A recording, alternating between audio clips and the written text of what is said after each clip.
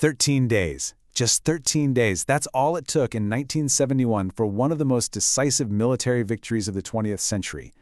Now, we often focus on the ground troops, the naval blockades, but the real story, the thing that made this incredibly swift victory even possible, was fought and won in a completely different domain. We're going to explore how this war was truly won from above. And hey, don't just take my word for it. This right here is a pretty stark admission, and it comes directly from the other side, a major general in the Pakistan Army. It just perfectly captures the whole theme of what we're talking about today, the absolute, overwhelming dominance of the Indian Air Force. You see, this wasn't just a factor in the war. It was the very foundation the entire victory was built on. So how'd they pull it off? Well, the IAF strategy started with one single, non-negotiable goal. Before a single tank could roll forward, before any ship could set up a blockade, the war had to be won in the air. This wasn't about flashy dogfights for glory. This was about methodically, strategically creating the perfect conditions for the entire military to succeed. Now, the official military term for this is achieving a favorable air situation, or FAS.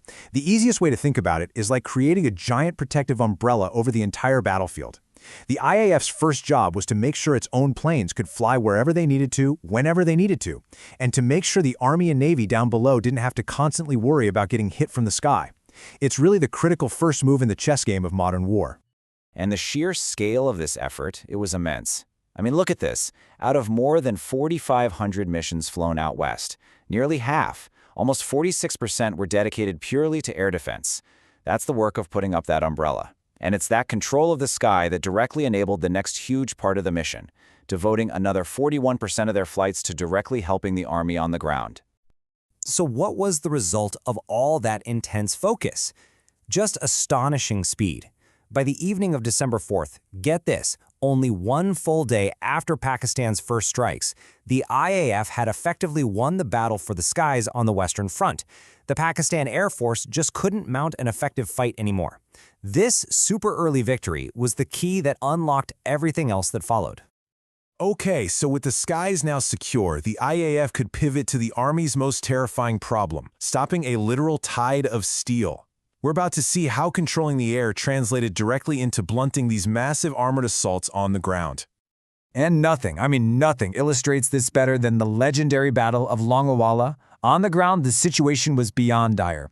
You had a single company of about 120 Indian soldiers standing in the path of an entire armored brigade. We're talking over 2,000 Pakistani troops and more than 40 tanks. The odds were, well, they weren't just bad, they were completely impossible. So you have to ask yourself, how could a tiny, isolated outpost possibly survive an onslaught like that? On paper, it's a guaranteed wipeout, a total defeat. But the battlefield wasn't just on the ground, was it? The answer is this number right here, 37. As dawn broke, IAF hunter jets just appeared over the desert. And with no Pakistani air cover to challenge them, they had a free run. They systematically picked off and destroyed or crippled 37 Pakistani tanks. They completely shattered the assault. A certain defeat was turned into an iconic victory, not just by the brave soldiers on the ground, but by the pilots flying cover above them. And this translated SOS message from the Pakistani forces stuck at Longwala, it just captures the pure impact perfectly. You can feel the desperation in the words. The enemy Air Force has made our life miserable. This isn't some historian's analysis years later. This is a raw, first-hand account of just how unbelievably devastating unchallenged air power can be.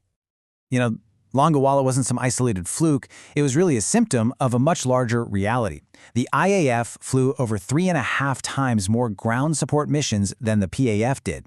What that meant on the ground is that Indian troops could advance with a shield from above, while Pakistani troops were often left completely exposed and vulnerable. But here's where the IAF strategy gets even more interesting. It went so much deeper. Beyond winning the skies and supporting the troops, they were fighting a third, parallel war, a really innovative economic campaign designed to paralyze Pakistan's ability to even wage the conflict in the first place. It was called the Target System Concept of Operations, or CONOPS. And the idea was just brilliant. Don't just destroy tanks and planes. Go after the things that allow an army to function at all. Go after the energy, the fuel, the powers the machines, and the transportation networks that supply the front lines.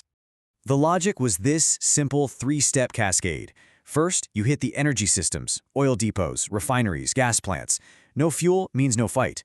Second, You hit the transportation systems, railways, bridges, trains.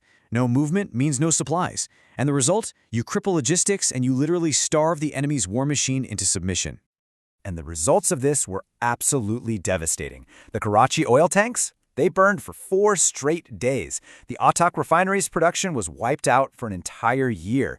The Sui gas plant was crippled for months. And the rail system? Just savaged. This wasn't just tactical damage. This was a strategic paralysis that made fighting a long war completely impossible for Pakistan.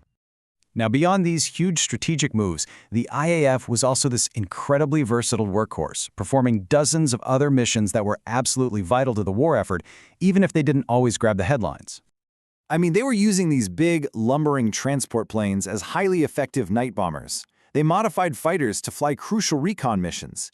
They airlifted thousands of troops, evacuated over 800 casualties, and even flew almost 100 missions just to support the Navy. It just shows you the incredible depth and flexibility of the entire force. So let's bring all of these different threads together, right?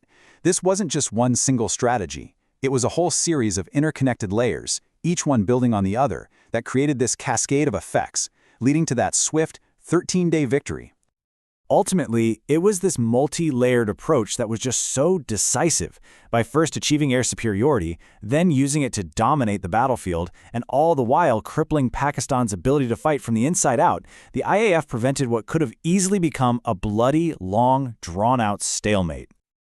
Just as the official historian S.N. Prasad concluded, a longer war would have probably been a disaster for Pakistan. And why? Largely because its fuel and ammo reserves were being systematically taken out from the air. The IAF wasn't just winning battles, it was literally winning the war against the clock. And that brings us full circle, back to another quote from the Pakistani command. Lieutenant General Niazi himself admitted that without India's strategic advantages, and chief among them was the mastery of the air, the result could have simply been a military stalemate. The air war is what turned that potential stalemate into such a definitive victory.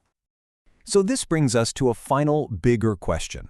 The 1971 war is this really powerful case study that forces us to think about conflict even today.